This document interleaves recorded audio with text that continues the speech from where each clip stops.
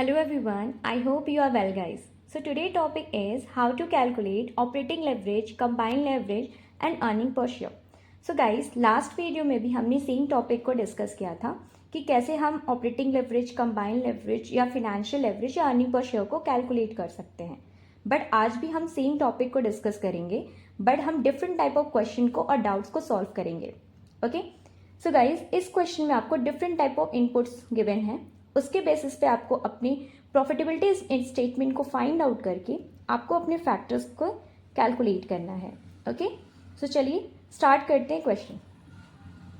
So the guys the question is the following information is related to the AG company limited for the current financial year. Okay, so guys आपको इस question में current financial year की EG company limited की current financial year की information given है. Okay, so क्या क्या information given है. Equity share capital 50 lakh rupees.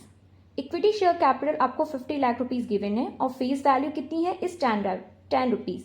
Okay, next is 12% bonds of 1000 each is 37 lakh rupees. आपको बॉन्ड्स कितने परसेंट पे है 12% पे और कितने पर हो रहा है 37 लाख रुपीज पर. Okay, next is sales. Sales आपका कितना है 84 lakh rupees.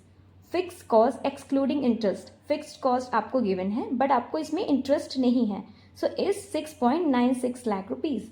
Okay, financial leverage इस क्वेश्चन में आपको गिवन है, सो आपको ये फाइंड आउट नहीं करना है. सो फाइनेंशियल लेवरेज कितना है इज 1.49.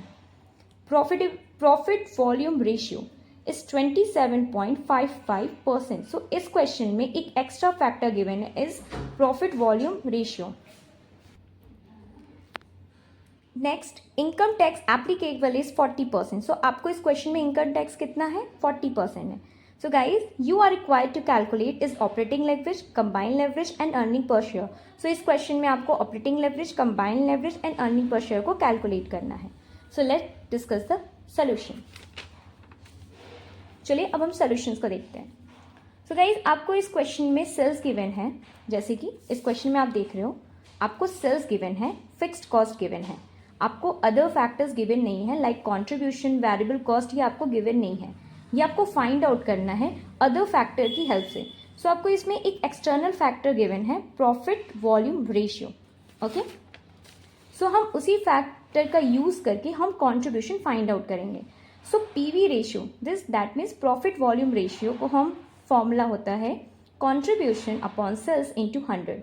ये रेशियो आपको रेशियो एनालिसिस में पढ़ाया जाता है. ओके, सो contribution upon sales into 100.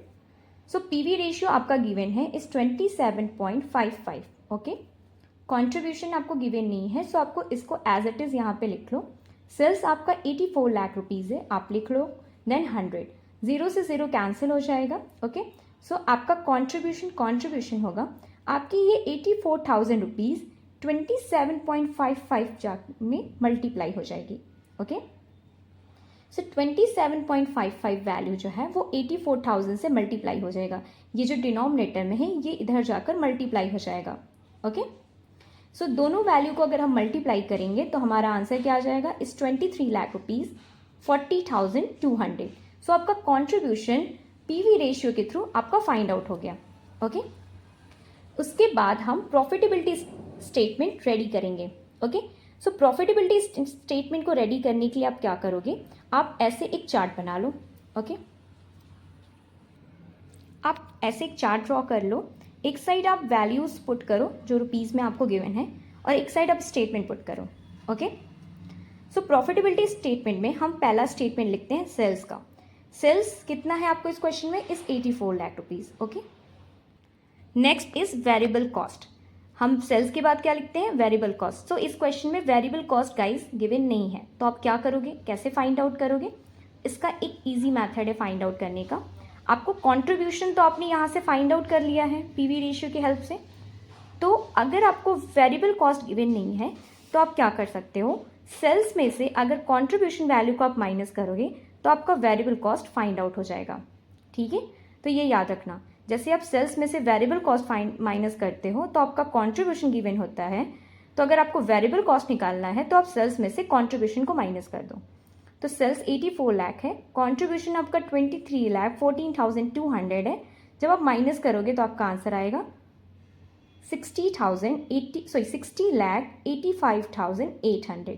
Okay, तो ये आपका वेरिएबल कॉस्ट है, ये आपका सेल्स है। सेल्स में से वेरिएबल कॉस्ट माइनस करोगे तो आपका कंट्रीब्यूशन वही वैल्यू आ जाएगी जो आपने पीवी रेशियो से फाइंड आउट किया है।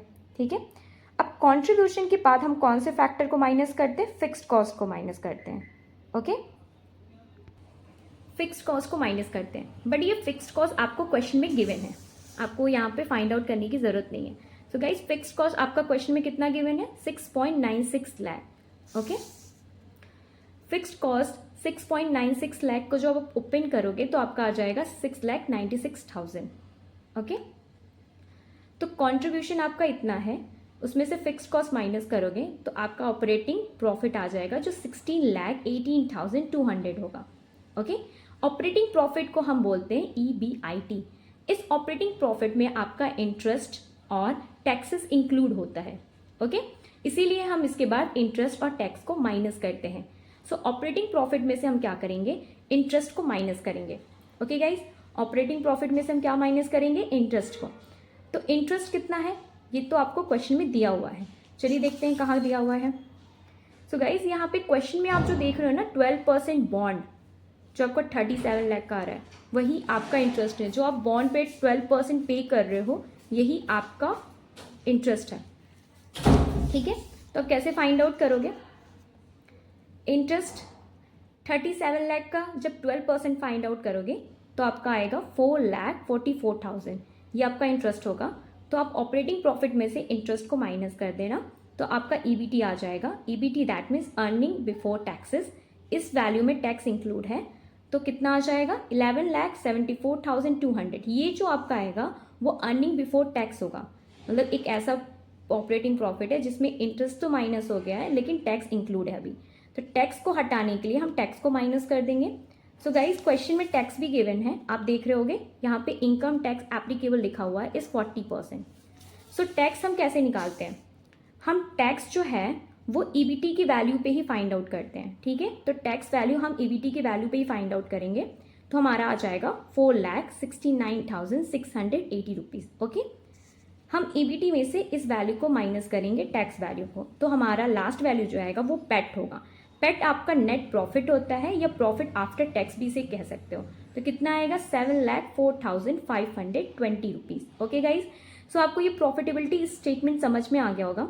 इसको इसीलिए प्रॉफिटेबिलिटी स्टेटमेंट करते हैं क्योंकि हम लास्ट में इसका नेट प्रॉफिट यहाँ पे फाइंड आउट करते हैं। ओके, सो ये आपको समझ में आ गया होगा। ठीक है, अब हम इस पे फैक्टर्स जो क्वेश्चन में गिवन है वो हम फाइंड आउट करेंगे। लाइक जो क्वेश्चन में हमें फैक्टर्स कैलकुलेट करने के लिए पूछा गया है हम उसे कैलकुलेट करेंगे। Okay, first question is operating leverage हमें कैलकुलेट करना है। तो ऑपरेटिंग लेवरेज को हम कैसे कैलकुलेट करेंगे? Contribution upon EBIT। ओके, सो कंट्रीब्यूशन आपको क्वेश्चन में गिवन है, सॉरी क्वेश्चन में नहीं, आपने अभी फाइंड आउट किया है। ओके, सो कंट्रीब्यूशन अभी आपने कितना फाइंड आउट किया है? इस 23,14,200 रुपीज़। ओके, सो कंट्रीब्यूशन आप यहाँ पे पुट कर लोगे। ओके, EBIT भी अभी आपने फाइंड आउट की है, कितनी फाइंड आउट की है? 16,18,200। ओके, तो EBIT वैल्यू आप पुट करोगे, दोनों को डिवाइड करोगे तो आपका ऑपरेटिंग लेवरेज आ जाएगा 1.43 टाइम्स। ओके, कंबाइन लेवरेज, ठीक है, कंबाइन लेवरेज का फॉर्मूला होता है contribution upon EBT। Contribution same as it is आपकी वही वैल्यू होगी जो हम पुट करेंगे। EBT कितना है आपका? इस 11,74,200 जो आपने प्रॉफिटेबिलिटी स्टेटमेंट के थ्रू फाइंड आउट किया है। ओके, सो आप यहाँ पे पुट करोगे, दोनों वैल्यू को जब आप डिवाइड करोगे तो आपका आंसर आ जाएगा 1.97 टाइम्स। ओके, सो गाइज, आपकी जो 1.97 टाइम्स कंबाइन लेवरेज आई है, इसका मतलब क्या है कि जो आपकी कंट्रीब्यूशन है वो EBT से 1.97 टाइम्स ज़्यादा है। ओके, और यहाँ पे जो आपको ऑपरेटिंग लेवरेज फाइंड आउट हुआ है इसमें जो आपकी वैल्यू आई है 1.43, दैट मीन्स आपका जो कंट्रीब्यूशन है वो EBIT से 1.43 टाइम्स ज़्यादा है। Okay, so next guys is earning per share. Earning per share को कैलकुलेट करने के लिए आप क्या करोगे, पेट डिवाइडेड बाई एन करोगे। पेट इज प्रॉफिट आफ्टर टैक्स, जिसको आप एन से डिवाइड करोगे। ओके, सो पेट आपकी कितनी आई है, आपने प्रॉफिटेबिलिटी स्टेटमेंट के थ्रू फाइंड आउट किया है। आपका जो पेट आया है वो 7,04,520 रुपीज़ है। ओके, सो आप यहाँ पे पुट करोगे। एन आपको नोन नहीं है तो आपको इसको फाइंड आउट करना पड़ेगा। फाइंड आउट करने के लिए क्या करोगे, equity share capital upon face value of each share.